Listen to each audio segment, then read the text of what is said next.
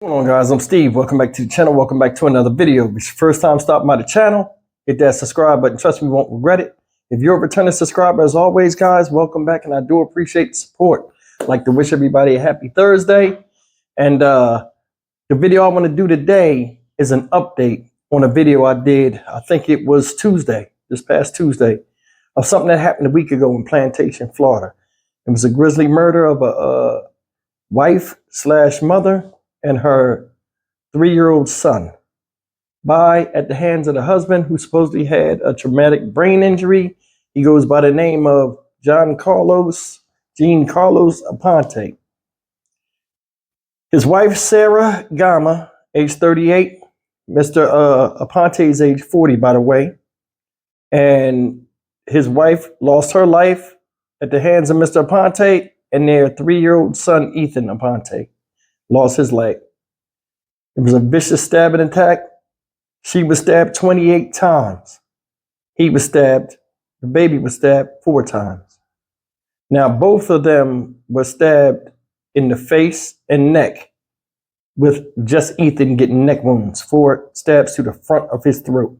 Now, when I seen this and they said, he's an ex-military vet, so the guy was in the Marines, I'm thinking, he snapped. They said he had PTSD, because that's what the first news article said.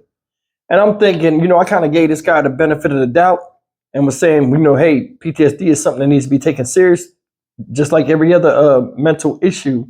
But more stuff has came out that led up to the day where Miss Sarah and little Ethan lost their lives. And I can't respect this dude. I shot him bail the first time because I thought he had something really wrong with him. But the discoveries of what they found out since this man has been locked up this past week, this is all his fault. Take a look at this. Disturbing details coming to light about the chaos that unfolded inside a plantation home before a man allegedly stabbed his wife and child to death. Today marks 1 week since the brutal killings that shook a neighborhood. Christian Colon joins us with the shocking new information and how a divorce was brewing. Arrest documents show the suspect cheated on his wife, and they were fighting about that just last Tuesday, the morning of the murder. Shortly after that argument, the woman was stabbed 28 times. Outside of their plantation home, Sarah Gama and Giancarlo Aponte showcased a loving and happy marriage, to family, to neighbors. I've never seen them ever get upset with each other, ever. How does this happen? What? I don't know. He was so nice. Lovely people. I can't.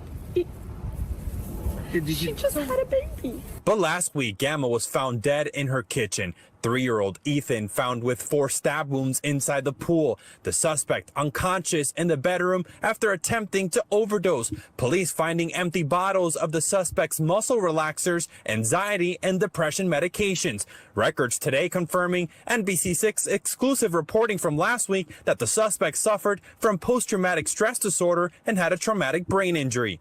Police say the 2 cell phones that the suspect allegedly threw behind the lake and these home surveillance cameras could explain a possible motive.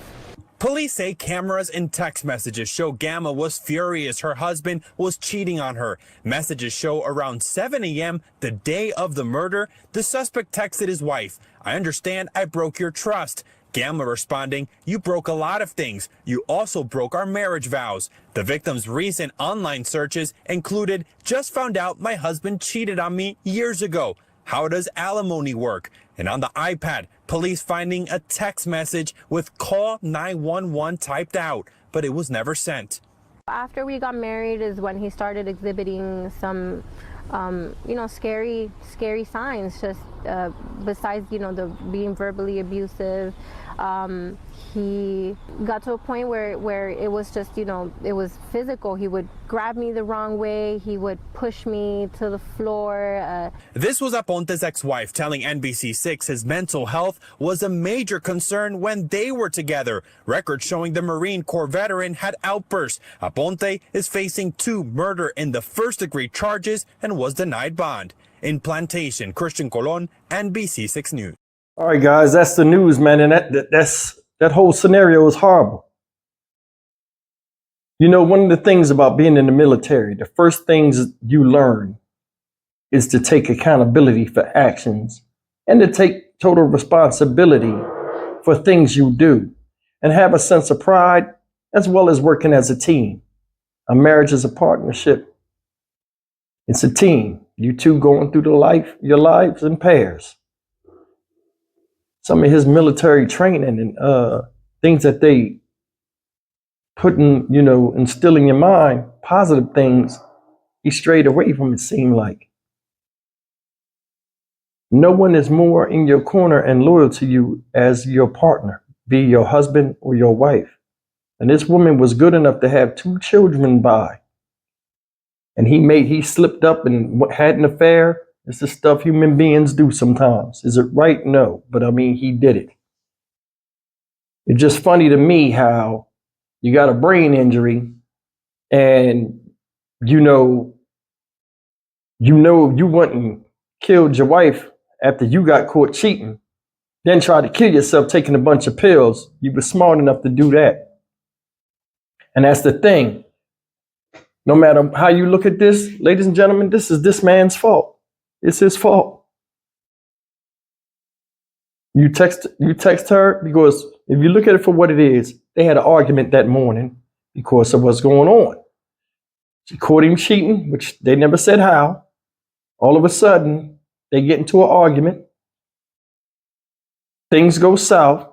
He stabs her in the face and the neck 28 times. Your wife, you did this too. Then turns to the 3-year-old baby, your own son, stabs him 4 times in the throat, throws his body in the pool. These people were found. She was found in the bedroom. Baby was found in the pool, face down. Then he runs outside and throws the cell phones in the pond. That's why they were searching the pond. They got the cell phones, and this is where they got all this stuff from. And you go in the house and try to kill yourself in another room. Wife killed in the kitchen.